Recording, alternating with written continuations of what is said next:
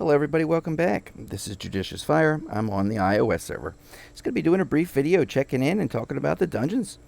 If you have been following dungeons videos I've been putting out the last couple of weeks, you know I've been slogging my way through the brutal, repetitive, RNG dominated game mode called Insane Dungeon 8.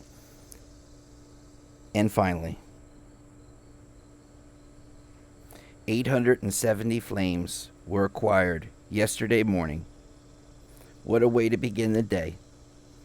I had my breakfast cereal, I had my coffee, and I said to myself, I'm going to get that last flame. I was at 869, jumped over to 870. I did pick up the reward satchel, the reward chest that they gave me. I wanted to do that on video, but I accidentally touched it when I was so excited that I got 870 flames.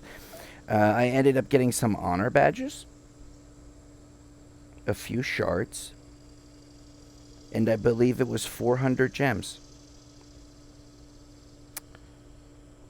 Okay, so we have made our way through all of the dungeons. I have been trying to put out a dungeon video for each of these stages showing how to beat it. I tell you what my greatest difficulty is. The difficulty is I gotta run some of these dungeons 30 times before I finally get 100%. And it becomes this brutal video recording task. So I'm working on it. I'm getting there. These videos will come. I just from a castle clashing account status, I wanted to try to get the flames. You know, the videos can come afterwards. I'm more of a castle clasher than I am a YouTuber. The toughest ones for me were definitely 8-1.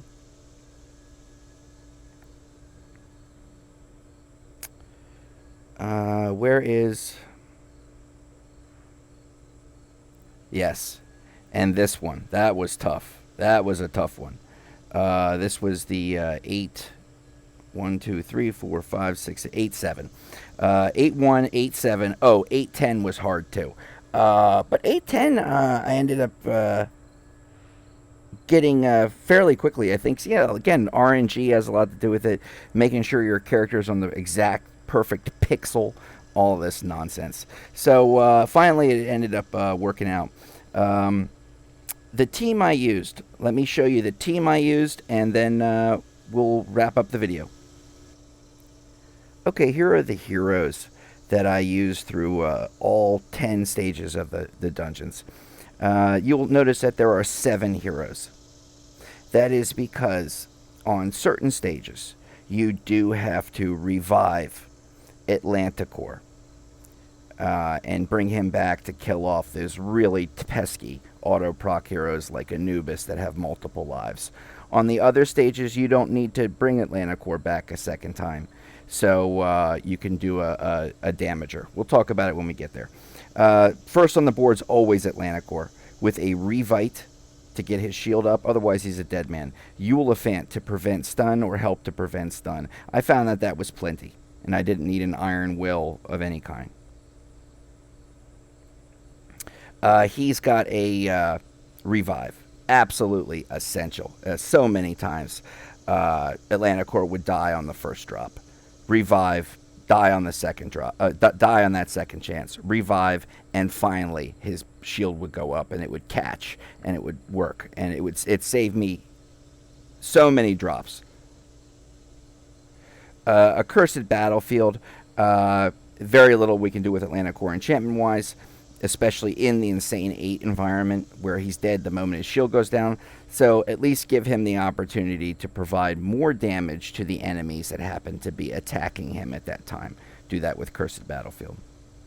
I give him all health. He is the true deflector. Any kind of dodge will only hurt him. He deflects 100%. Don't let him dodge anything. Give him health. Serena is used when we need to bring Atlanticore back. She would be in those certain dungeons the second hero that we drop out on the board to bring AC back to kill off the pesky auto procs like Anubis. I have her running with a Survival. I have her running with a Phoenix. The reason is number one, all she needs to do is proc once, and that's done with the Revite. So I might as well give her some damage negation. She's very squishy. I want to make sure she gets that proc off and brings Atlantic back. Phoenix is on there in the hopes, just the random hopes, that during her introduction into the game board, that Phoenix will fire off, hit a building, and maybe cause a little bit of building damage. So many times I was at 98% with one building left over and a sliver of life. So anything that you can do to prevent that painful occurrence. A holy conviction. I don't think it matters so much what the enchantment is, but this is definitely going to give her damage reduction. Not that it matters. The moment she's introduced to the board, she's basically going to die. I have mostly all dodge on her. I think she runs well that way in a general mode.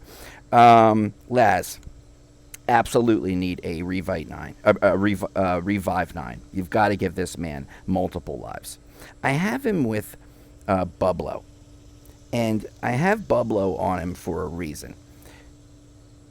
The further Laz moves forward towards the center of the base, the better it is for you.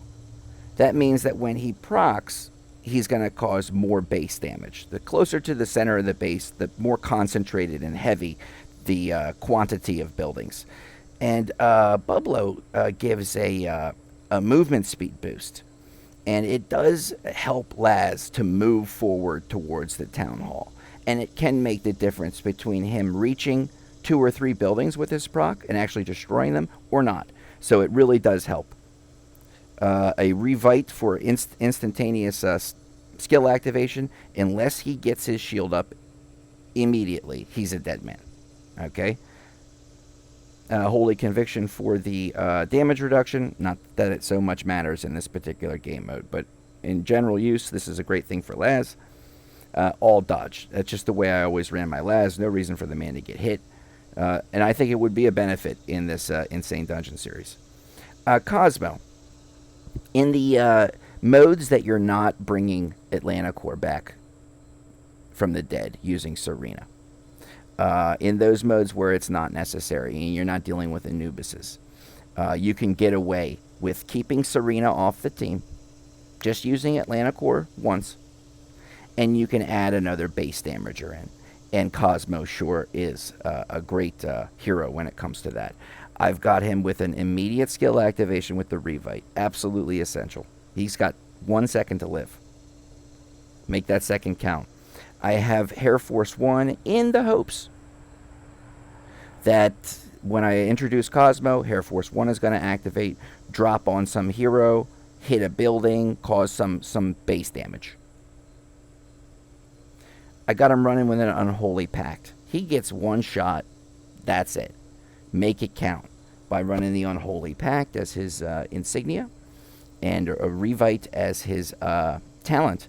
I get all of the benefits of Unholy Pact, but about 3,000 extra base damage added on to Cosmo because of the insignia bonus. It's huge. This man obliterates anything. And there is some RNG involved. You will find that if he hits the corner with his bubble, well, you've only caused an extra 8% base damage. You will find that on the next run, the next attempt, he puts his bubble in the center. It hits the town hall. And now all of a sudden, you've got an extra 15% base damage. So you really do have to run it again and again and again. Holy Conviction, I don't think it so much matters for Insane 8, but this is a great thing to keep Kaz actually alive during combat and as a base defender where he's not sniped out immediately. And all attack. I want to give this man the ability, just in all game modes, Archdemon, Dungeons, just smash everything. Okay, Ronin, used in all stages. You put Doom Balloon on him, he's going to be the longest surviving guy in the Insane 8 series. He's going to be the longest surviving guy because the majority of the time he is invisible and can't be hit, can't be hurt. That's the only reason he's staying alive, because nobody can hurt him during those moments. When he comes up out of his elusivity and becomes tangible again, he's dead immediately. And then That's it. Give him a survival. Give him Doom Balloon. Doom Balloon will do most of the work. Doom Balloon is a Ronin is a carrier for Doom Balloon. That's basically how you want to look at him. And a revive.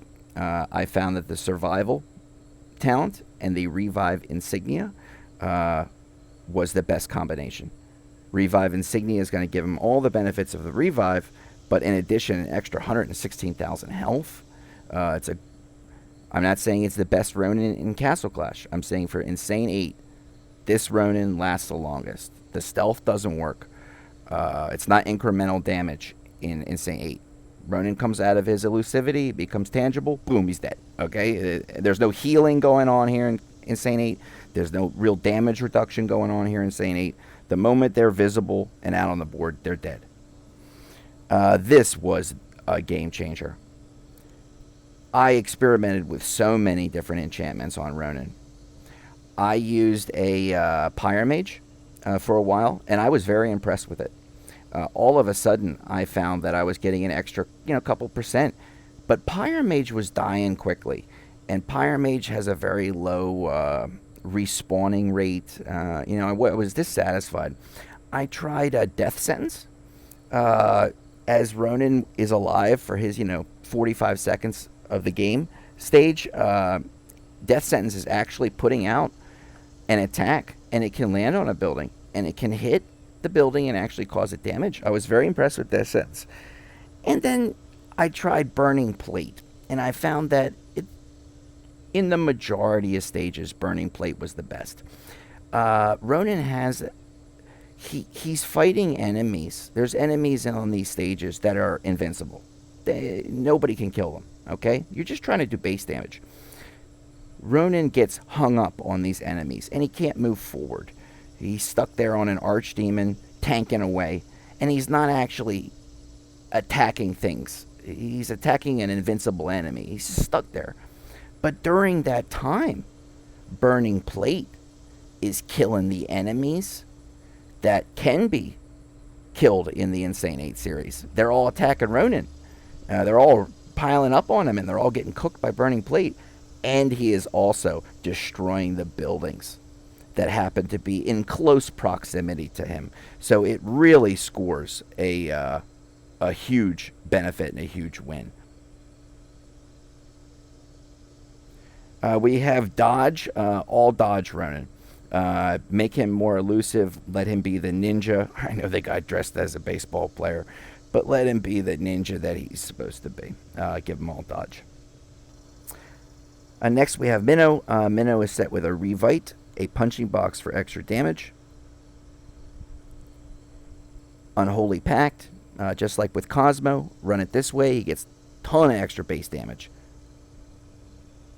Victory Lunge, you've got to get his damage up and let him smash up that base. All attack. Let him be the base smasher he is. And Tree, who's the last I drop on the board.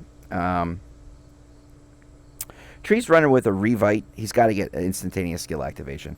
And he's got Rudolph in the hopes that when they're revived, when everybody's revived and they're close together, during those few seconds, that Rudolph is going to function and maybe dispel a debuff.